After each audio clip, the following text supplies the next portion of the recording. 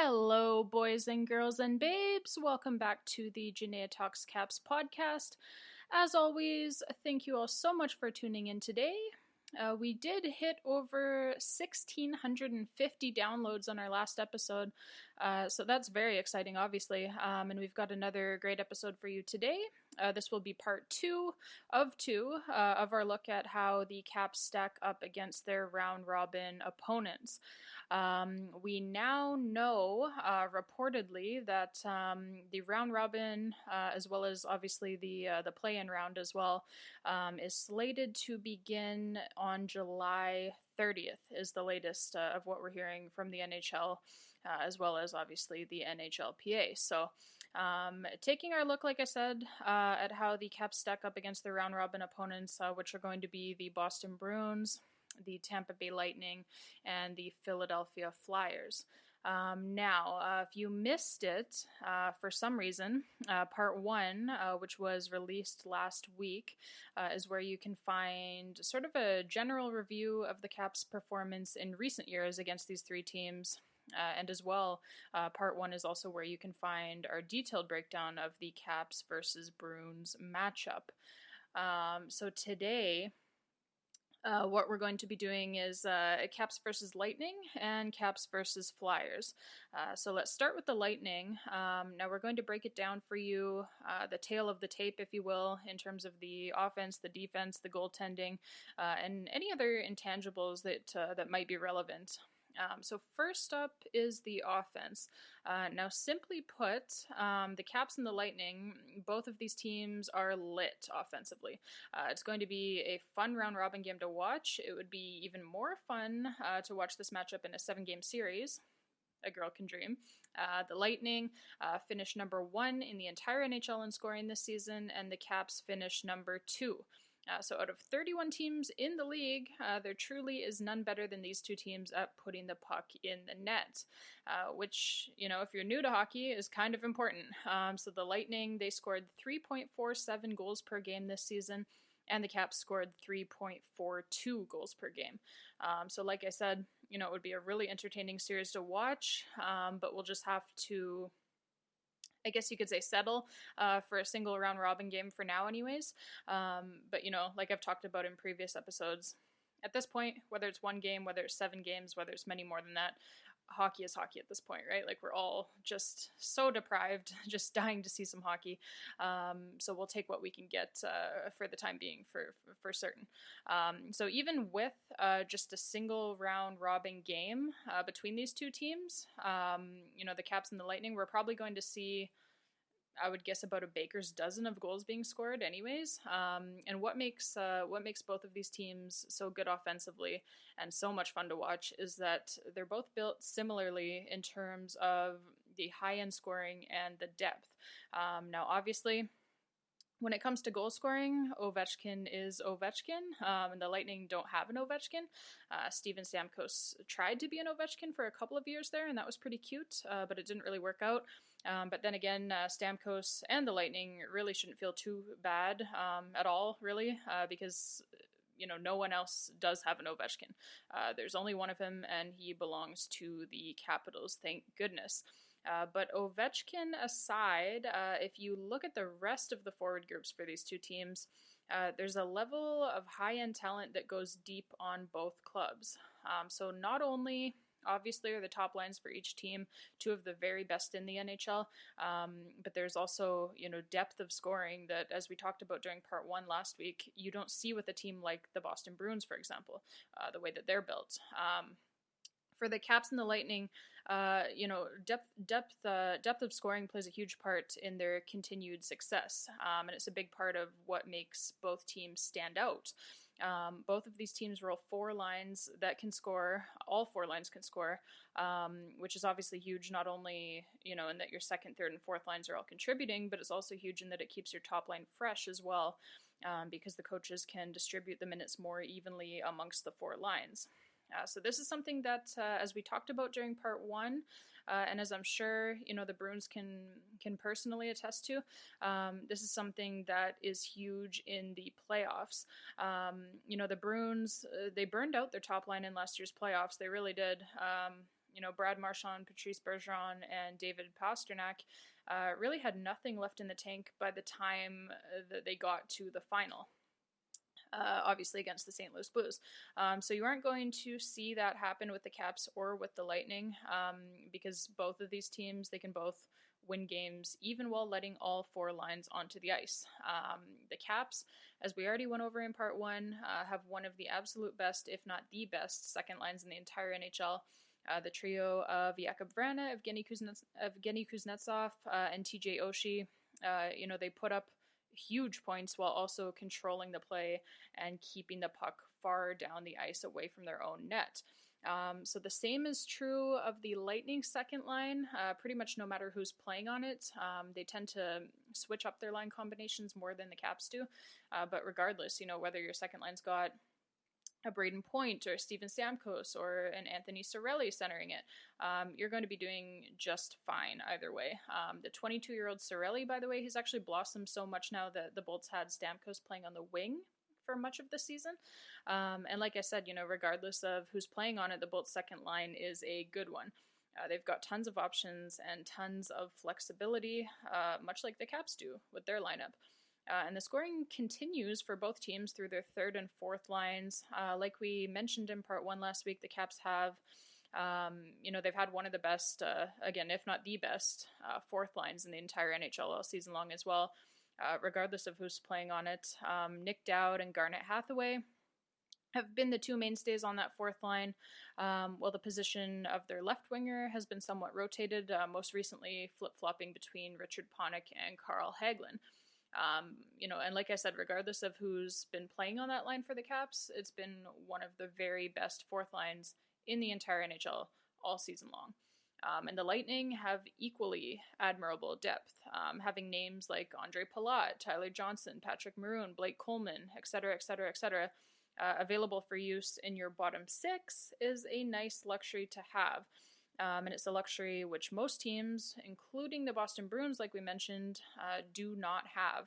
To compare, whereas the Bruins are very much top-heavy, and they don't offer much past their first line in terms of offense.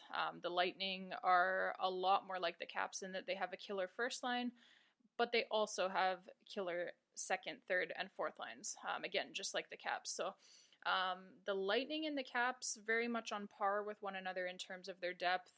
The Bruins seriously lacking behind in that department. The Lightning's top line is not quite as good as the top lines for the Bruins and the Caps, but their depth scoring certainly makes up for it.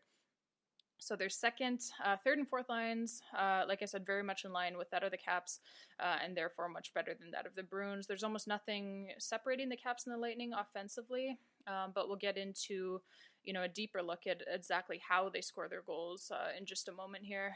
But the point is, like I said, that the depth scoring for the Lightning does a lot of work, and it also makes their overall offense better than that of the Bruins. Having four lines is better than having one, right? Always. So, like I said, the Bruins have the better top line. The Bruins have, probably, I would say maybe even the best, like if not the best, then definitely one of the best top lines in the NHL, as do the Caps, by the way. So the Lightning, lagging a little bit behind in terms of their top line scoring. But the Lightning's second, third, and fourth lines make the bottom three lines for the Bruins look kind of embarrassing, honestly. Similarly to how we compared those poor bastards to the second, third, and fourth lines for the Caps in last week's episode. So all of that depth and high-end talent adds up, like I mentioned, to the Lightning and the Caps being number 1 and number 2 in the NHL in scoring, respectively, while the Bruins come in at 9th. So like I said, having four lines always better than having one.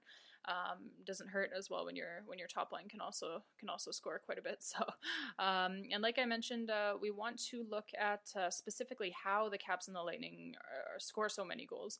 How are they doing it? So both teams do a massive amount of damage at even strength. The Caps and the Lightning, they actually tied for the league lead this season with 188 even strength goals scored apiece. That's at the time, obviously, that the season was paused on March 12th, and then, of course, the remainder of the regular season was eventually canceled. So now, just to be clear, the Caps had played one fewer game at the time of the season pause, 69 to the Lightning 70. So if you check the stats, technically the Caps take number one overall in the NHL in terms of even strength scoring, because their even strength goals per game rate was just a smidge higher than the Lightning's. But the Lightning, like I said, are a very close number two. So Tampa, they did better on the power play than the Caps did this season, converting on 23.2% of their opportunities, good for fifth in the NHL. The Caps, for their part, converted on 19.4% of their opportunities on a power play that, as we discussed in part one last week, is obviously bursting at the seams with talent, but looked, kind of bored for much of this season. But again, as we talked about in part one last week, the Caps do have the number one power play in the entire NHL over the last 5 years. And it's been the same five guys through pretty much that entire time, unless, of course, someone is injured. But Alex Ovechkin, Nicklas Backstrom, Evgeny Kuznetsov, TJ Oshie, and of course John Carlson, they all have an incredible amount of chemistry together, and they did prove many, many times this season that when the chips are down, when they actually need a goal on the power play, rather than just want one, when they need a goal on the power play, they can easily set their minds to it and score one. That's been, evidenced by obviously the Caps leading the entire NHL in comebacks of all types this season, including a last minute of regulation comebacks where you are up by a man.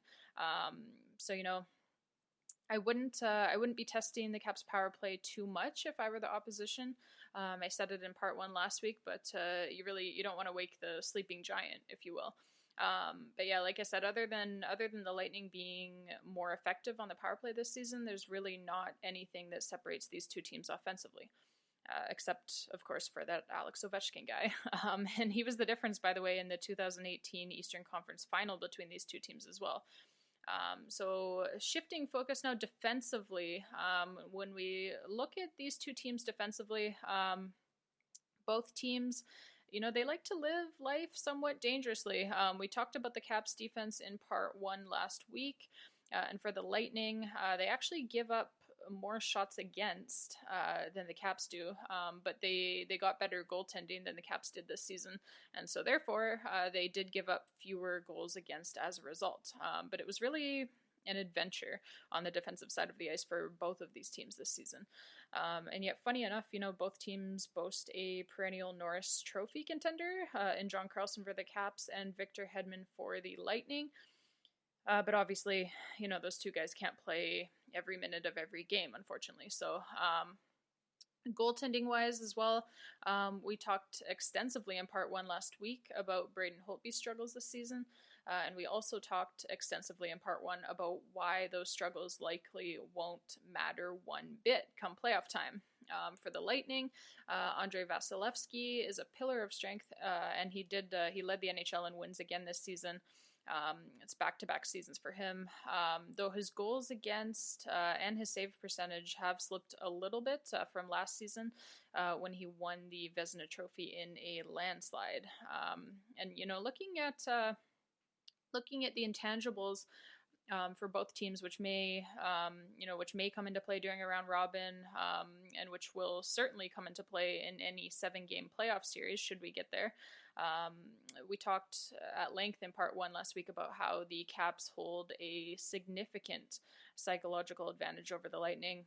I'd encourage you to head over to our part one episode after you're done listening to this one, if you hadn't heard it already last week, as we talked about quite a few interesting things when we were doing our general review of the Caps' performance against each of these three teams, that being obviously the Lightning and the Bruins and the Flyers. But the gist of it is that the Caps have been really deeply embedded into the psyche of the Tampa Bay Lightning ever since they ousted the Bolts from that 2018 Eastern Conference Final. The way in which the Bolts lost that series, and especially the way in which they lost Game 7 for sure in Tampa, not scoring a single goal while simultaneously allowing the Caps to score 4, it was really ugly for them. They were the highest seeded team in the Eastern Conference. They were expected to win that series. They already had their eyes on a date with Vegas in the Stanley Cup final, and the Caps, really just kind of crapped all over it and all over them as well. So you add that. To the fact that they had to then watch the Caps go on to win the Stanley Cup a couple of weeks later. And yeah, that's gotta hurt, really. So like the Tampa Bay Lightning, they've basically been struggling against the Caps even more than usual ever since then. And particularly, it was abundantly clear this season that the Caps own quite a bit of real estate in the Lightning's heads, as the Caps swept the season series 3-0, and did so with incredible ease, really. So certainly mentally, in addition to the talent that the Caps put on the ice for every game, but mentally as well, this is a really tough matchup for the Bolts. They likely all fall asleep at night with the image of Tom Wilson laughing in their faces seared into their brains. These poor bastards. So overall, between the Caps and the Lightning, for the offense, I'm calling it a tie. Too close to call there. I think that there's really not a lot separating the two teams offensively. Other than, like I said, a superstar like Alex Ovechkin. But yeah, so for the offense, I'm calling it a tie. For the defense, I am giving the edge to the Lightning. And for the goaltending, I'm still taking Braden Holtby over Andrei Vasilevsky in any type of playoff format. Regardless of what happened during the regular season. And for the intangibles, it's a definite advantage to the Caps. That's whether you're looking at the mental aspect or the experience factor or the physicality. It's all Caps there. So basically, when you break it down, like I said, it's something that, like, this is one of those matchups, again, similar to the Caps and the Bruins. We only get to see it right now for just a single round robin game. Obviously, I and everyone else, we're all grateful for that. Like I said, we're just craving hockey right now, so we'll take pretty much anything that we can get. But this is another one of those matchups that I really would not complain at all if we got to see it in a seven game series. And now turning our attention to the Philadelphia Flyers, to compare them to the Caps and to the Bruins and the Lightning as well, for that matter. When we look at the offense, the Flyers were seventh in the NHL this season in scoring, at 3.29 goals per game. That's actually slightly better than the Bruins, if you can believe it. The Bruins, they finished ninth in the NHL with 3.24 goals per game. But it is, for the Flyers, it is significantly lower than the Lightning and the Caps, who, as we've mentioned, finished number 1 and number 2 in the entire NHL, respectively, when it comes to scoring. So the Flyers also did more damage to their opponents at even strength than the Bruins did, finishing ninth in the NHL with 172 even strength goals. And that's by the way, that's 172 even strength goals scored through 69 games played. As obviously the season, like we've mentioned, was paused on March 12th and is not going to continue the regular season. So, well, the Bruins, for their part, they were pretty average, finishing 15th in the NHL in the same category. So that's kind of incredible, right? Like, we talked about it a lot during part 1, but the Bruins, like, for being the President's Trophy winner, they were pretty fucking average at even strength in terms of their offense. The Caps and the Lightning, as we've talked about, are entirely in a league of their own when it comes to even strength scoring. Really no point in comparing the Flyers to the Caps or the Lightning there. Don't want to embarrass the Flyers fans who might be listening and cause them to start throwing bracelets. On the power play this season, the Flyers were a reasonably effective middle-of-the-pack team, finishing 14th in the NHL in that category as a result of clicking on 20.8% of their opportunities. So overall, they have a good, versatile group of forwards, which will only be made even better, by the way, if Oscar Lindblom can return for the playoffs. So for those who somehow missed that story, Lindblom was unfortunately diagnosed with a rare form of blood cancer about 6 months ago now, but he skated with the Flyers for the first time today since his diagnosis. So the 23-year-old was in line to be one of Philadelphia's leading scorers this season before his diagnosis, as he had already racked up 18 points through 30 games when he played his last game of the regular season on December 7th. That was against the Ottawa Senators. So in all likelihood, he probably won't be able to play in the playoffs this season, and it's probably really best that he doesn't, given the complications that could potentially arise due to COVID-19.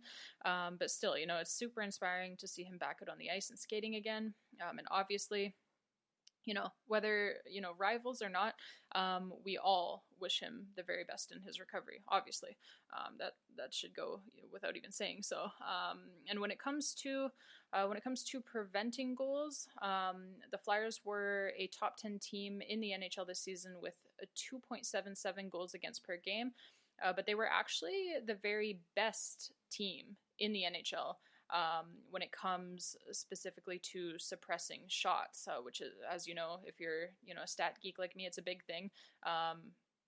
Usually, shot suppression is a very good predictor, very good indicator of success. So the Flyers, for their part, they allowed a measly 28.7 shots against per game, which was, like I said, best in the NHL.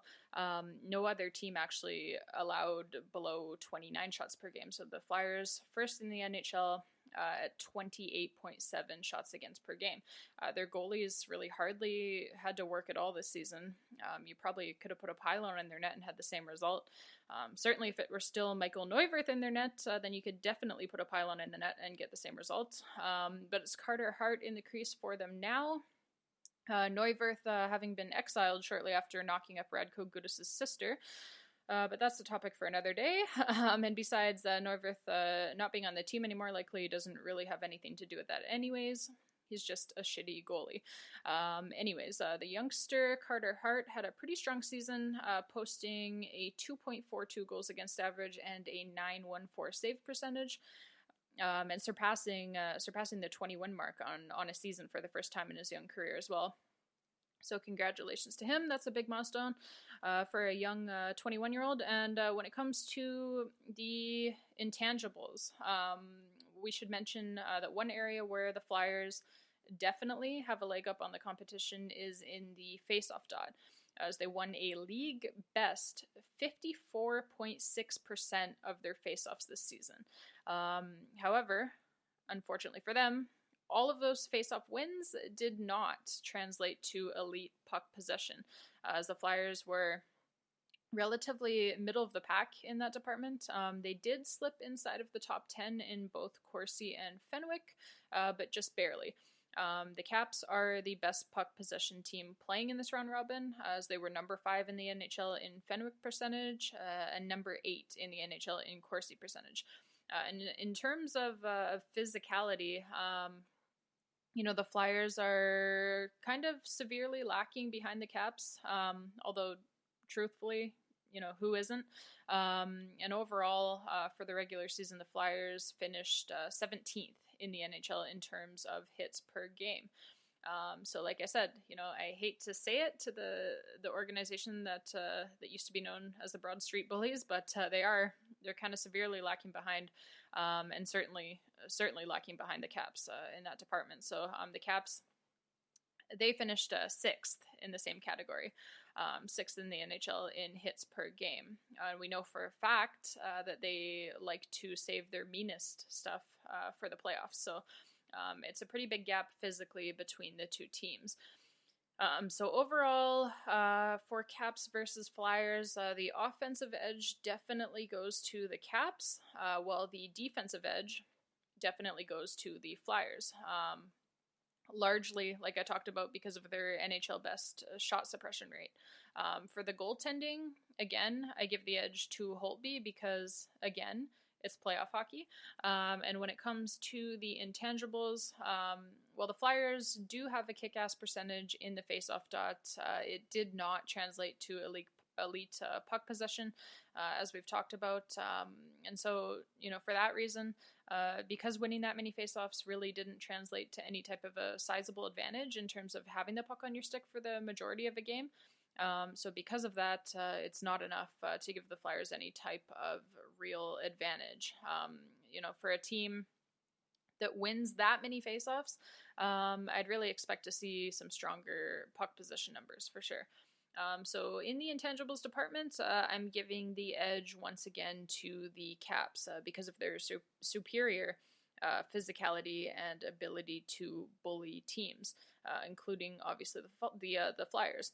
And I think it's going to be even tougher for the Flyers to hang on to the puck when they're getting absolutely blasted by the Caps' big bodies every time that they win a faceoff.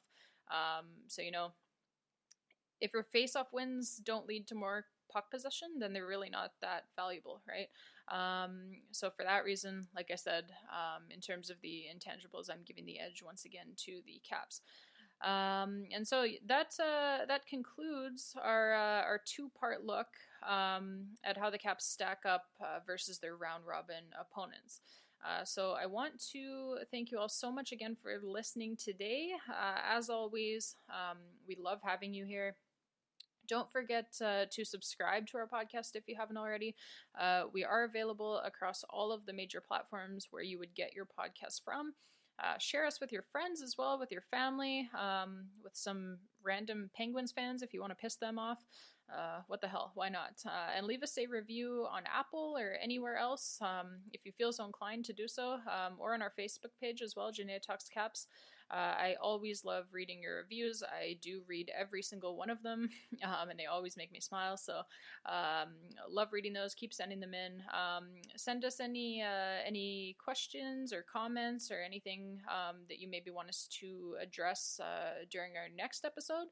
And until next time, babes, stay classy, stay healthy, stay safe, and I will see you all back here next week. And as always, let's go Caps!